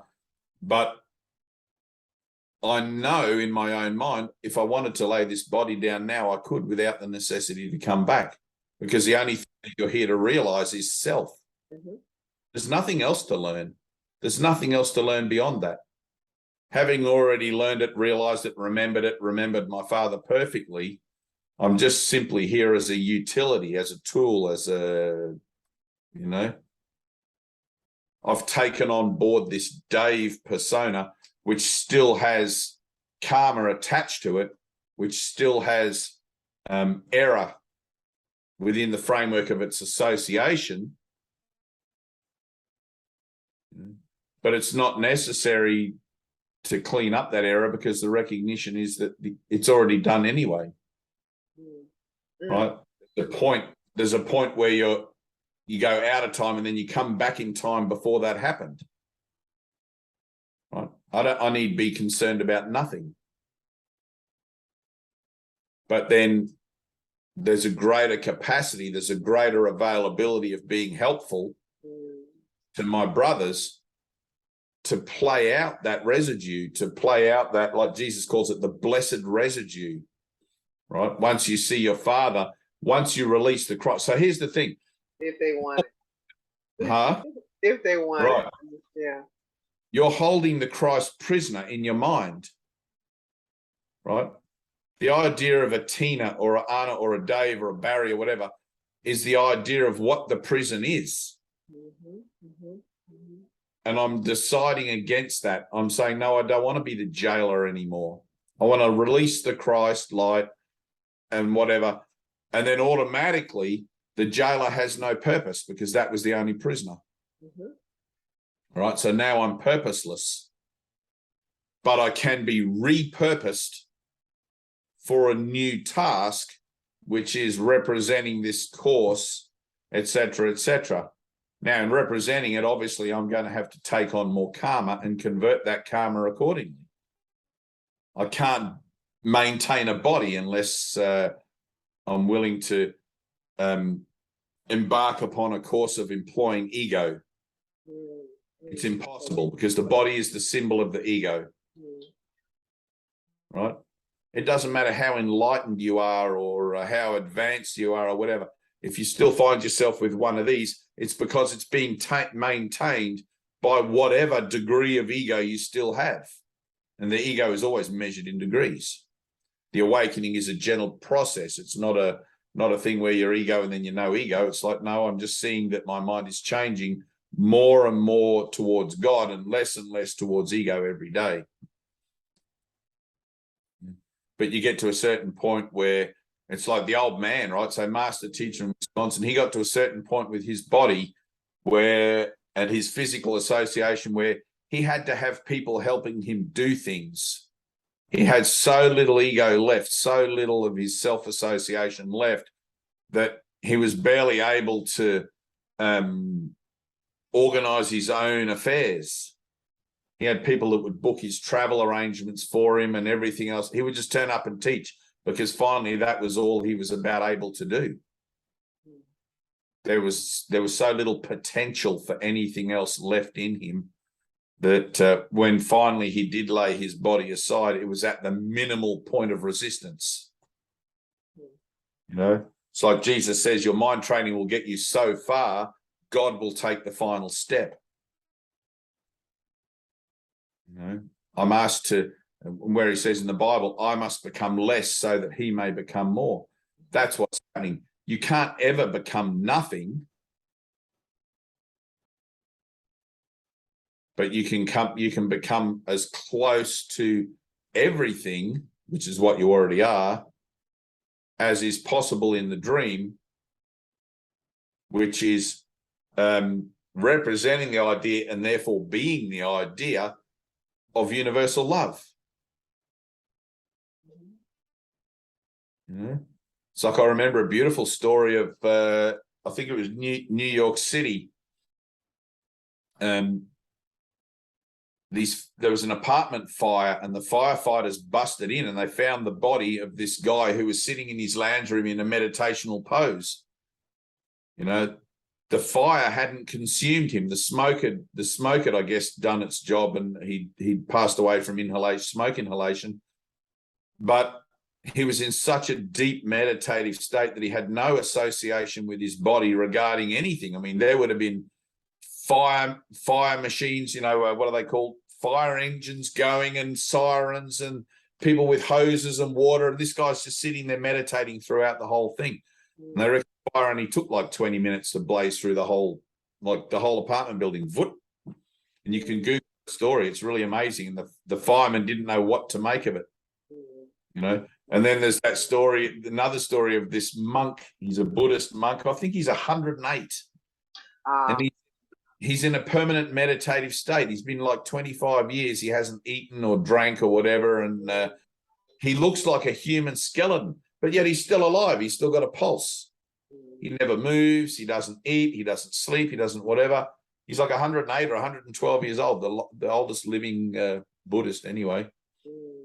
So I think he has recently just passed, like just very recently passed. And I remember seeing actually a photo of him being carried out on a stretcher by ambulance people, I think. Might be the same guy. But there's another, you know, but it's like the association that you have with the body becomes to such a minimal extent that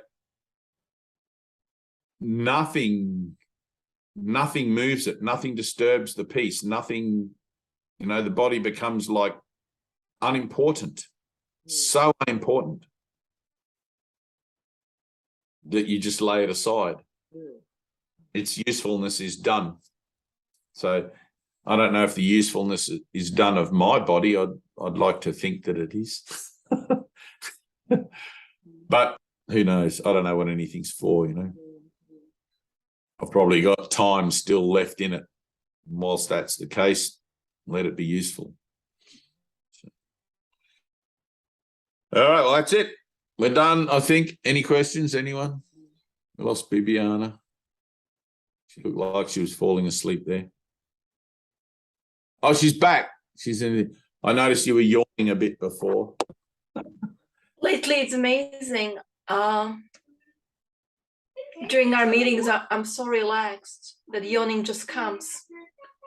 And now I stopped even fighting it anymore. You know, I don't feel guilty about it or anything, but I just see my body, just the way how it responds, experience of it. It's like I'm relaxed and I'm glad to listen and hear what is presented like a gift. And I don't know, the personal mind wants to say, oh, tiredness here or something. But yeah, I have no idea what it is. Yeah, it is just is, and I'm yawning. Yeah. I used to be the same with Ted. I'd sit there going, I'd try and hold my yawns in, and it's just the energy. You know, it's just energy. It's funny how things react and things, you know, through the body and different responses to things. So that's good. It's good to be relaxed, good to be peaceful, good to be happy. Any questions, Anna? Really? Are you being honest?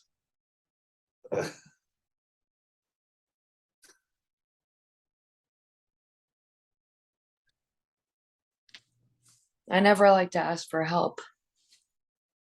The what? Say again.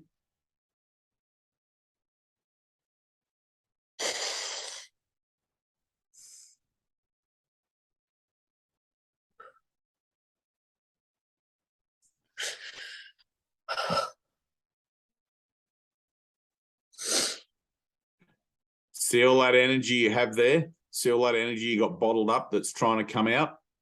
Let it out. Let it out. It's just energy. Think of it as energy. Don't try to avoid it. Don't try to stop it. Nothing. Just let it happen. Just let it happen. Let it happen. And sometimes you have to give yourself instruction. Oh, Bibiana's making me a sandwich.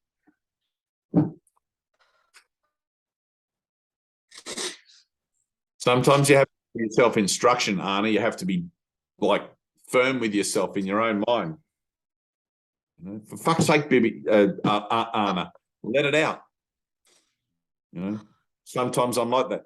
Fucking hell, Dave, just let it out. Just let go. Just let go. Fuck it. You know, you got to say fuck it and let it all go. Yeah. No, not yeah. Yeah. You got to get right in there. Yes. Fuck it. I'm letting it out. I'm letting it go. I'm going to let all this stuff go. It's all just residual guilt and denial and all that crap. Stop trying to hold it down. You don't need to do that anymore. Ready? Breathe. We'll laugh together how crazy we are. Why would I want to keep all that energy bottled up? It doesn't matter what the story is about that energy. That story is just the catalyst for releasing it. It's just the catalyst for showing you your trigger, your responses. It's like, holy cow, forget about the story. Look what it's doing in me. Thank you for the parts and the players in the story, because look at this. Look what's happening in me now. I'm feeling emotional. And all that emotionality is coming up for healing. Here, Father, take this from me. Thank you, Holy Spirit. Take this.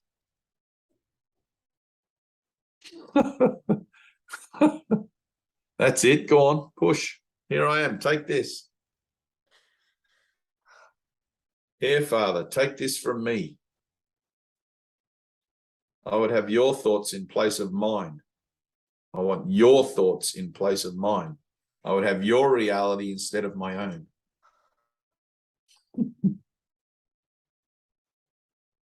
Breathe. Breathe and let it go. Just let it go.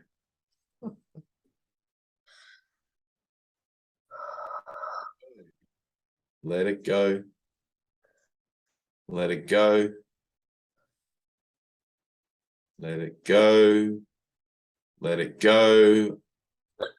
Let it go. Let it go. It's just energy. Just let it go. Go on, let it go.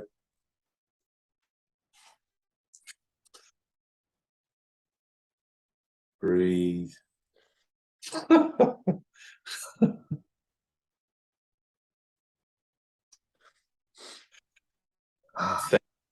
Thank God I can let this go. It's a I can make. I choose to be happy.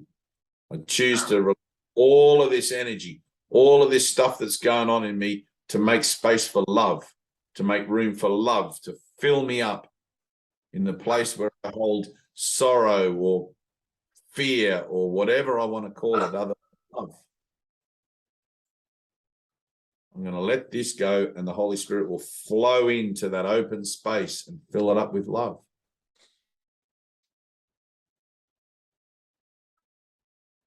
It's like when little children make a dam across a creek, and then finally the dam wall breaks and the waters flow again. It's the same thing. I've been trying to resist love. Let it go. Sometimes it's helpful to look at the catalyst. Sometimes it's helpful to look at the situation and see those people that have been playing those parts and hold them in our minds until the association that we have with them automatically dispels, because it will. I give this brother to the Holy Spirit. I give this situation to the Holy Spirit. I want to see the truth of this instead of what I see now. Help me to see the truth beyond these images, beyond these stories that I'm telling myself about this. I'm willing to let all of these stories go. None of them represent the truth. The truth is eternal. My brother is eternal. Let me see only that. I don't know how to see it, but I'm asking for help. I'm calling upon that vision of Christ. I want to see differently. Help me to let go of my resistance to that. Help me to let go of everything that interferes with it.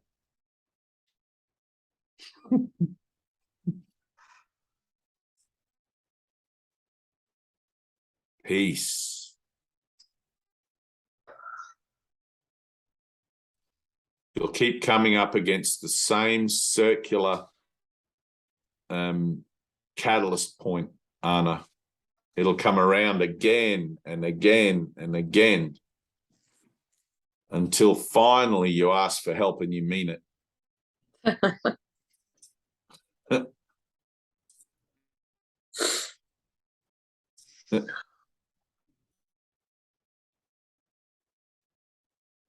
And that may take a while. You know, you can't be forced to look at illusions. You can't be forced to see how pointless it all is. You kind of just have to see that you don't really have any other choice. What do I want, truth or illusion? Or do I just want a better illusion? Do I just want an illusion that's more to my liking? So no, I have to be willing to see that perhaps I don't want the truth. Perhaps I don't want the miracle. It's like the first obstacle that peace must flow around is the denial to get rid of it, the desire to get rid of it. I don't want peace. That's what Jesus is telling me in the Course. I don't want it. I don't want this offering.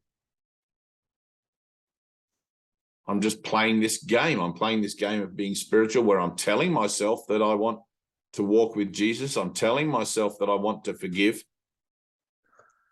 But when it comes right down to it, my current experience is the proof of that or not. You know, in this moment, am I willing to forgive? Am I willing to release, to let go? It's either going to be yes or no. If you're joyous, the answer was obviously if you're still miserable, the answer is obviously no.